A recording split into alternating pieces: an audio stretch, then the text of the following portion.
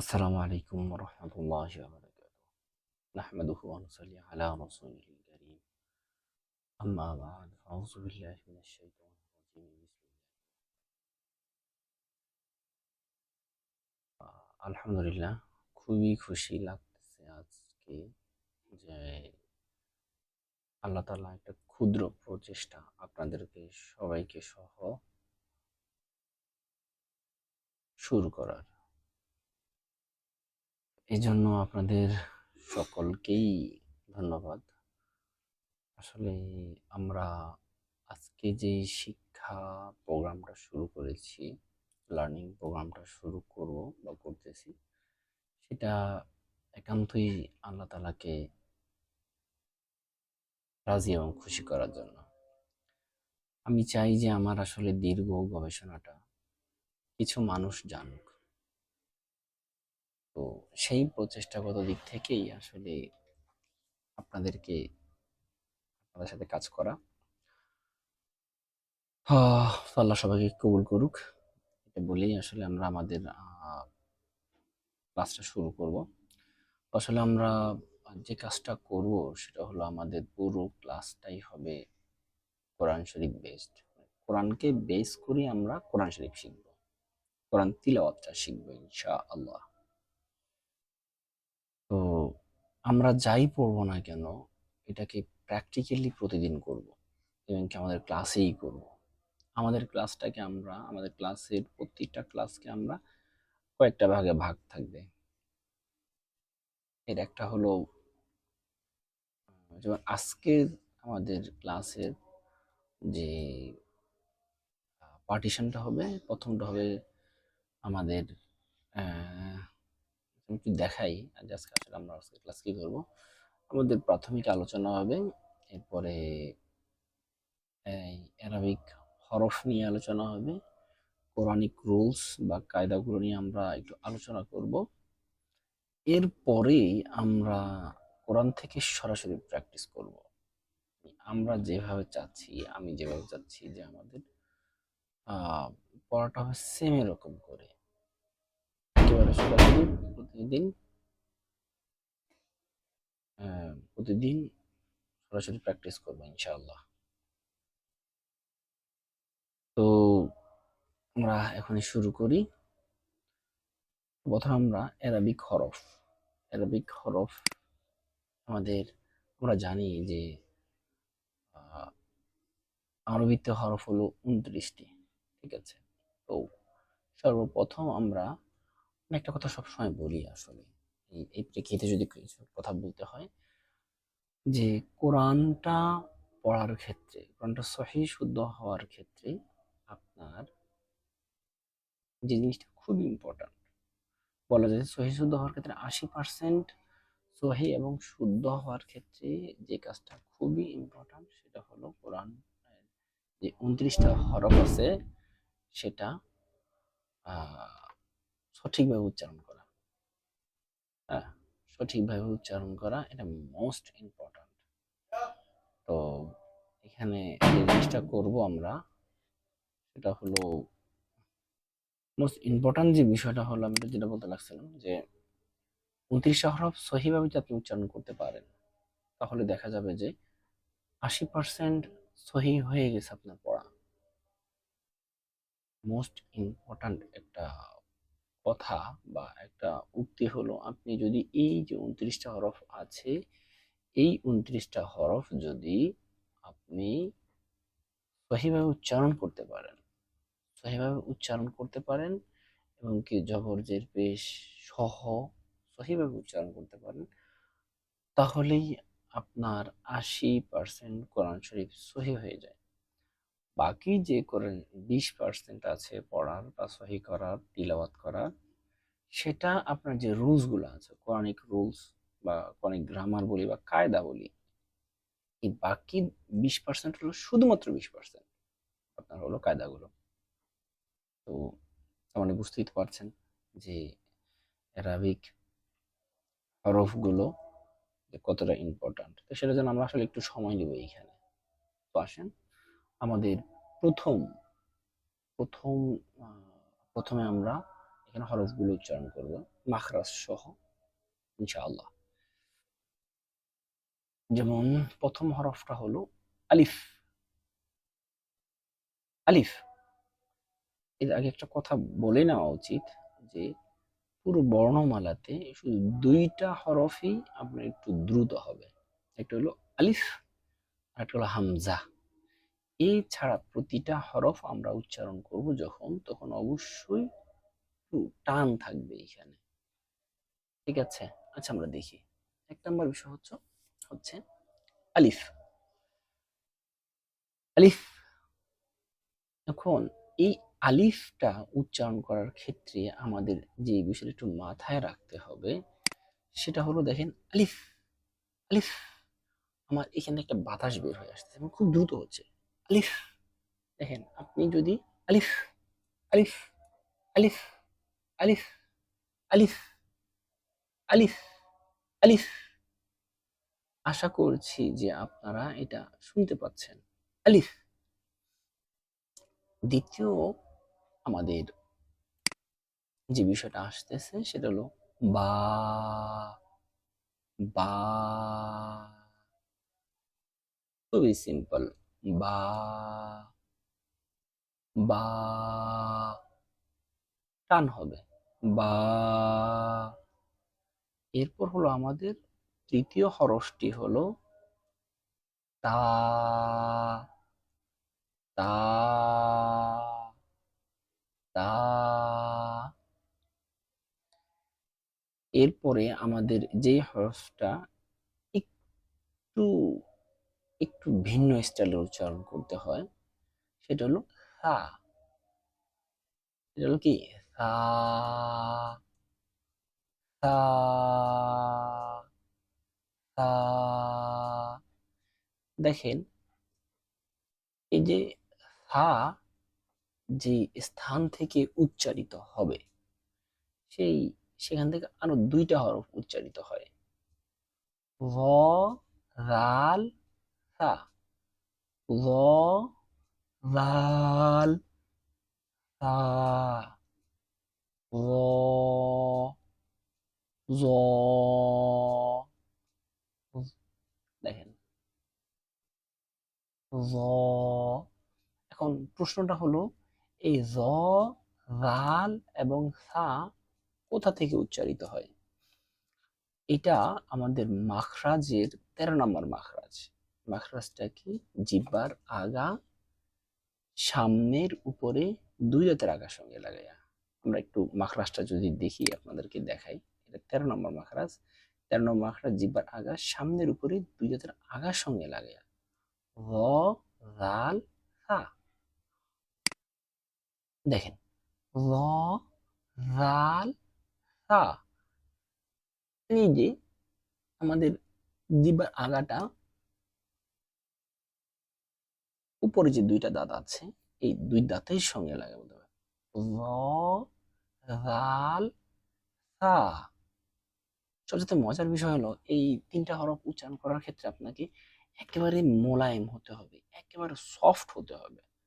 র, সা, রা। ঠিক আছে? এভাবে আসবে একেবারে। আমরা বলি না যে বাবা তুই তো একেবারে কি হয়ে গেলি, আহ সোজা মোল্লা, এরকম আর কি। এরকম একেবারে খুব সফট থাকবে। তা মনে যেন সে মারা যাচ্ছে। ঠিক আছে? এটা মাথায় রাখতে হবে। তা। তা। তো আমাদের এই মাখরাজ থেকে, অর্থাৎ এই স্থান থেকে আমার তিনটা হরফ উচ্চারিত হলো র, রাল, সা। সা। সা। ক্লিয়ার? আশা করি আপনারা এটা খুব ভালোভাবে বুঝতে পারছেন। দেন আমরা যে হরফটা উচ্চারণ করব আমরা সেটাতে চলে যাচ্ছি। আসেন। সা। তার মানে আমরা কি আমরা কি শিখেছি এখানে? তিনটা হরফ শিখেছি, এর পাশাপাশি এই সা, সা উচ্চারণ করতে গিয়ে রাল এবং র, এই দুটো হরফও মোটামুটি আমরা শিখে ফেলেছি। এর পাশে থেকে জিম। দেখেন জিম।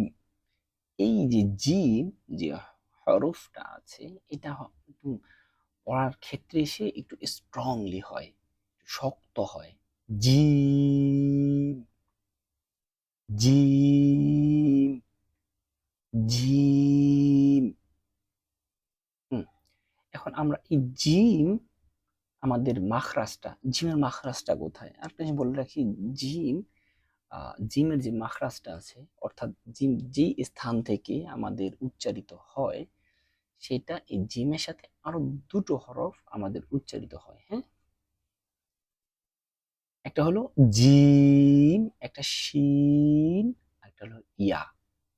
তাহলে আমরা একটু একটু দেখি, এটা মাখরাজটা একটু দেখি। এটা 6 নাম্বার মাখরাজ।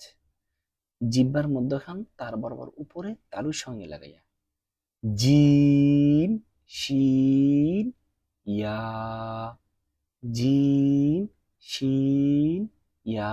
দেখেন এখানে মাখরাজটা কি, আবার বলতেছি যে মাখরাজ বলতে আমরা হয়তো আপনারা জানেন যে হরফের উচ্চারণের স্থানকে মাখরাজ বলে। অর্থাৎ এই যে জিম যে স্থান থেকে উচ্চারিত হচ্ছে, সেখান থেকে শিন এবং ইয়া, এই দুটো হরফও উচ্চারিত হয়।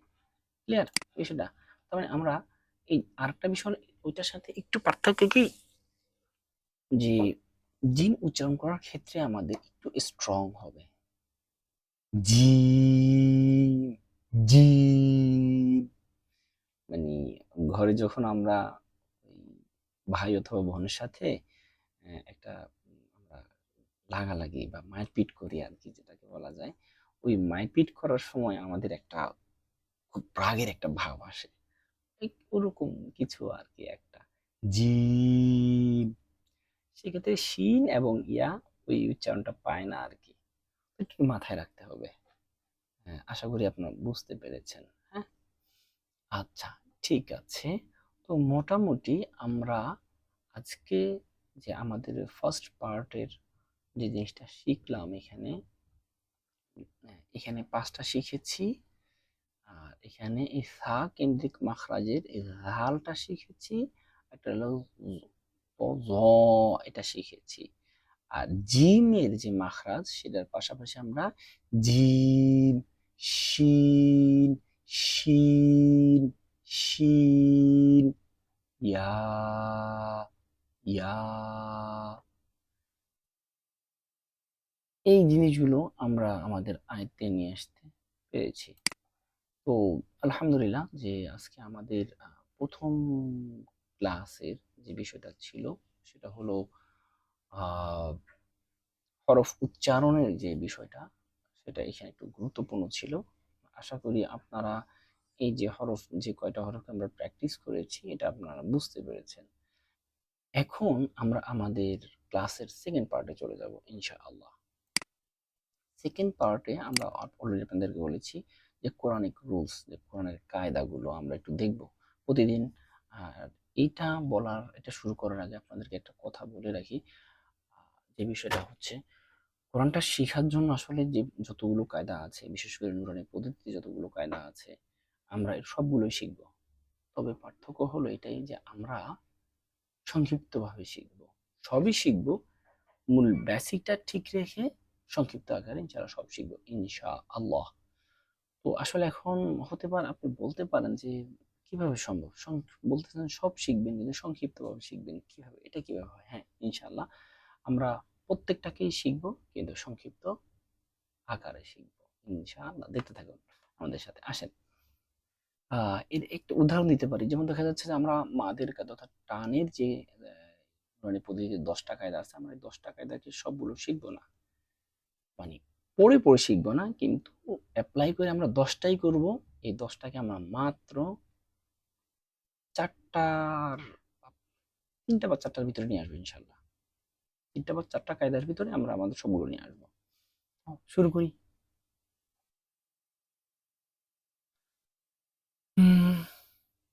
আচ্ছা, দেখেন আমাদের আলোচনা, আমাদের আলোচনা, আমরা জানি মাদ অর্থ কি? টানিয়া পড়া। আমরা যে টেনে টেনে পড়ি, এটাকেই বলা হচ্ছে যে মাদ।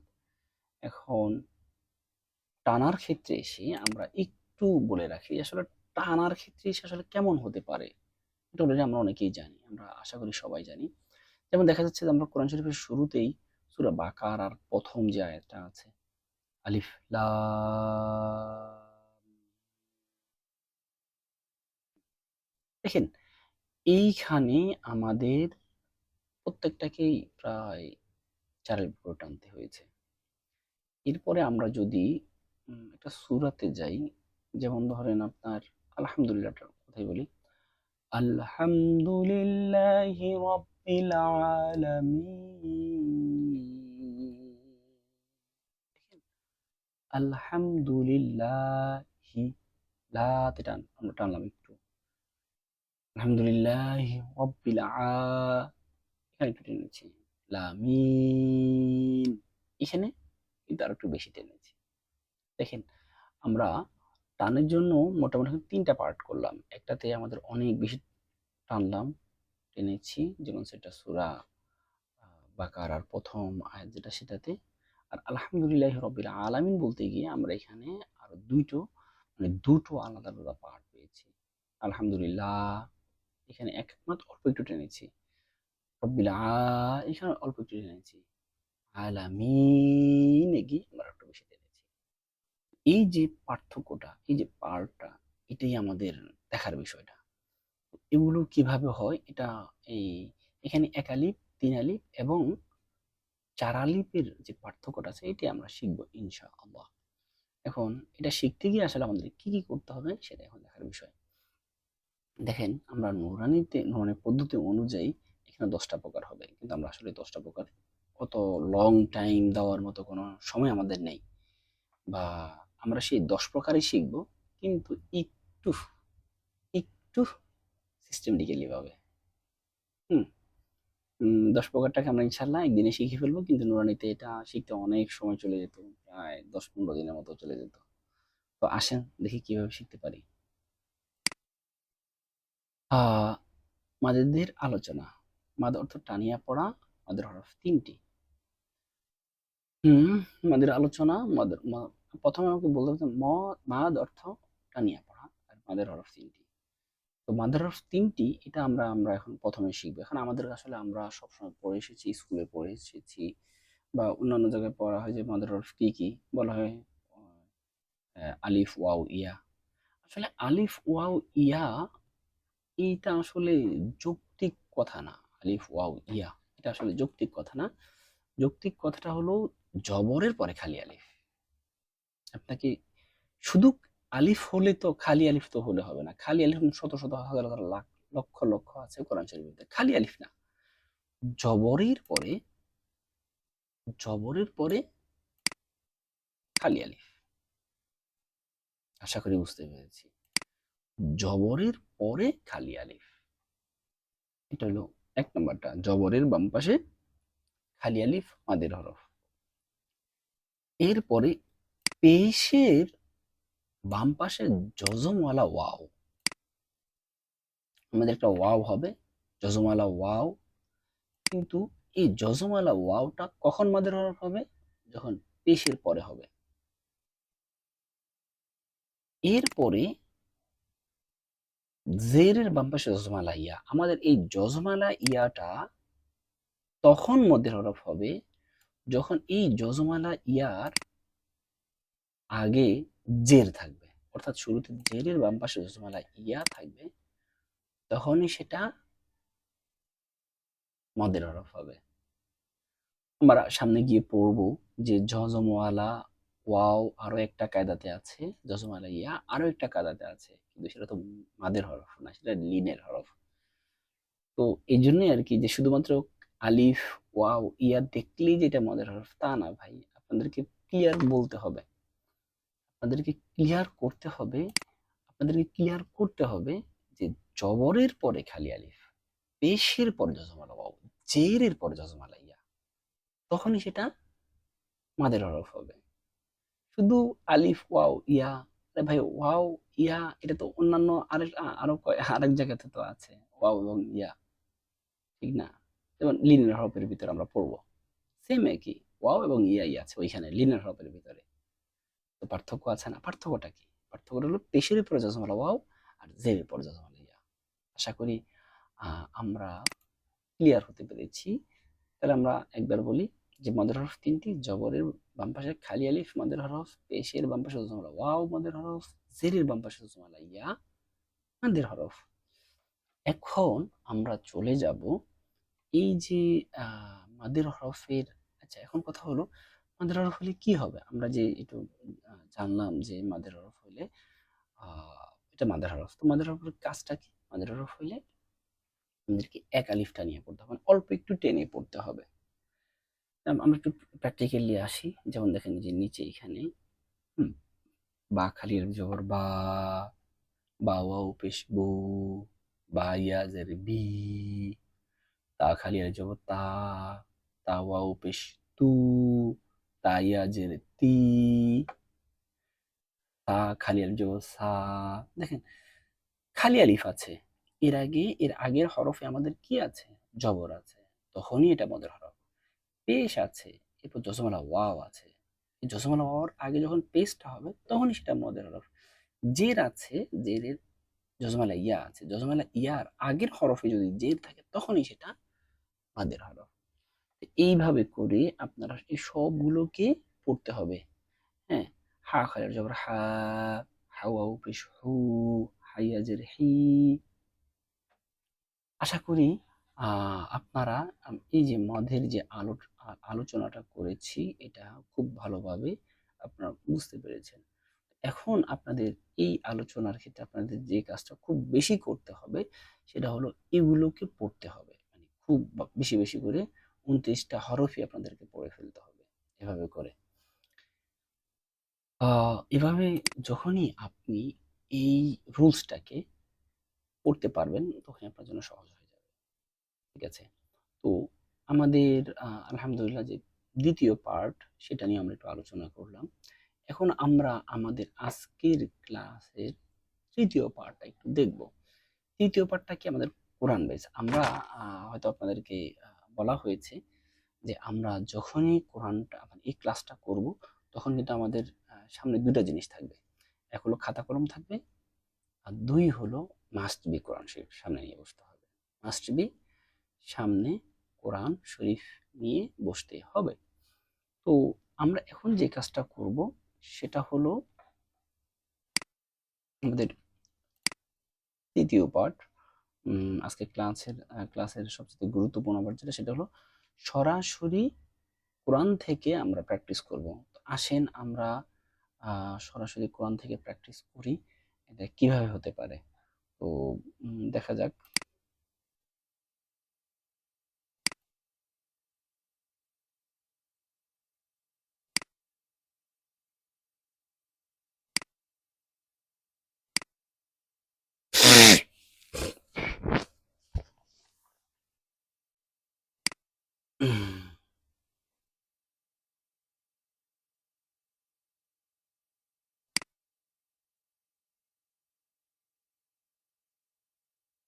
The best? The best.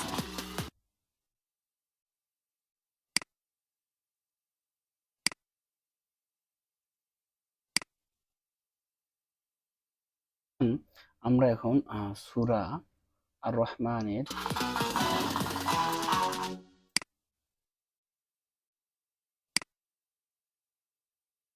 দেখেন আমরা এখন সরাসরি চলে আসছি কোথায়? আমরা এখন সরাসরি চলে এসেছি সূরা আর রহমানের। এখন আপনারা এখানে বলবেন আমাকে যে যে কাজটা আমরা করব, আর রহমান আল্লামাল কুরআন খলাকাল ইনসান আল্লামাহুল বায়ান। সম্মানিত ভাই ও বোনেরা, আমরা এখন এখান থেকে আজকে যে রুলস আমরা মানে আজকে যে রুলটা শিখেছি বা যে কায়দাটা শিখেছি, এখন আপনারা আমাকে বলবেন যে আমাদের এই যে প্রথম লাইনের ভিতরে আমরা কয়টা আজকের রুলসটা পেয়েছি? আজকের শুধুমাত্র আজকে আমরা যেটা শিখেছি সেটা, অর্থাৎ আমাদের আমরা কয়টা পাবো এই একটা আয়াতের ভিতরে? মানে এই একটা লাইনের ভিতরে, প্রথম লাইনটা সূরা রহমানের প্রথম লাইন।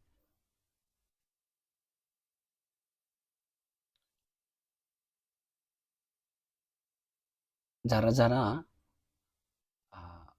বের করতে পারেন তারা জানাবেন অবশ্যই।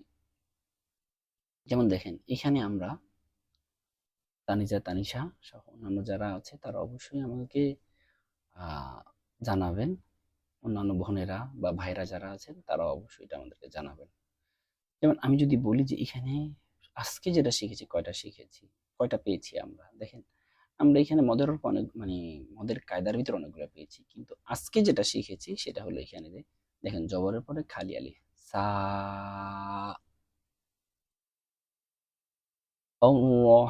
الرحمن علم القرآن خلق الإنسان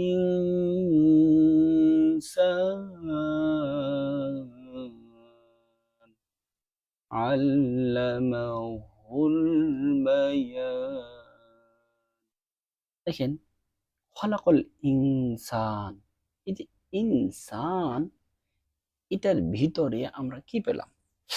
এটার ভিতরে আমরা এটা পেয়েছি, মাত্র একটা পেয়েছি। অর্থাৎ এই প্রথম লাইনটাতে আমরা যদি বলি আল্লামাহু পর্যন্ত যদি বলি, তার মানে যে সা জবর পরে খালি আলিফ, এরপরে আপনারা আসেন দ্বিতীয় লাইনে যদি আমি বলি আপনারা কয়টা পেয়েছেন, কে কয়টা পেয়েছেন সেটার উচ্চারণ আপনাদেরকে করতে হবে।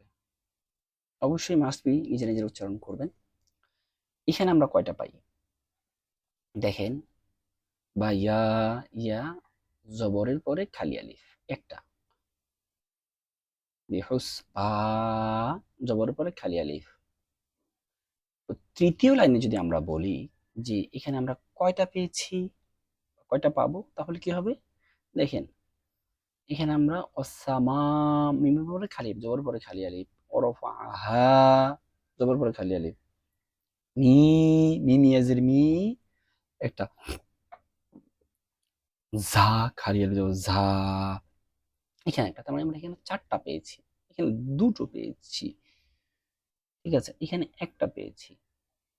এরপরে আমরা যদি আপনাদেরকে বলি এই লাইনে আমরা কয়টা পেয়েছি আর এই লাইনে কয়টা পেয়েছি, এটা আপনারা আমাদেরকে জানাবেন। এখন আমরা যদি ধরেন কোরআনের আরো একটাতে চলে যাই, তখন আমাদের কি হবে?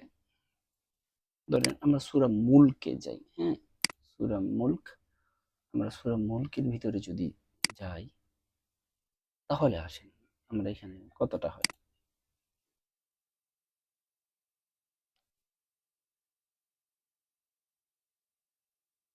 উম,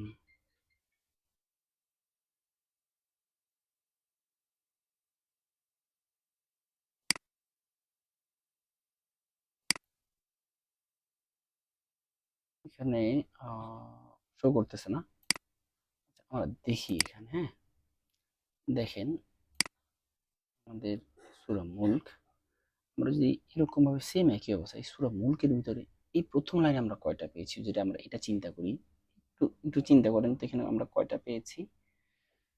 আহ এই বের করবেন, এটা আপনারা বের করবেন এবং বের করে উচ্চারণ করবেন। যেমন এখানে আমরা একটা পেয়েছি জালিয়া জি, একটাই পেয়েছি।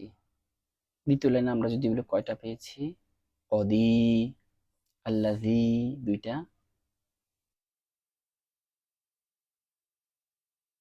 এখানে দুইটা পেয়েছি।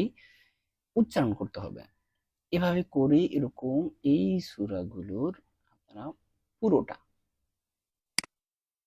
এইখান থেকে এই সূরাগুলোর পুরোটা আপনারা কি করে নেবেন। ও শিট, আচ্ছা যাই হোক, যেটা আমরা বলতে লাগছিলাম সেইটা হলো যে আপনারা কোরআন তিলাওয়াতের এই জিনিসগুলোকে খুব গুরুত্ব দিতে হবে। এরকম করে আহ এরকম করেই আসলে আপনারা কোরআন থেকে প্র্যাকটিস করে বের করতে হবে। তো আসলে আজকে প্রথম ক্লাস অনুযায়ী আমরা ইয়ে করতেছি, এই এই আর কি অবস্থা।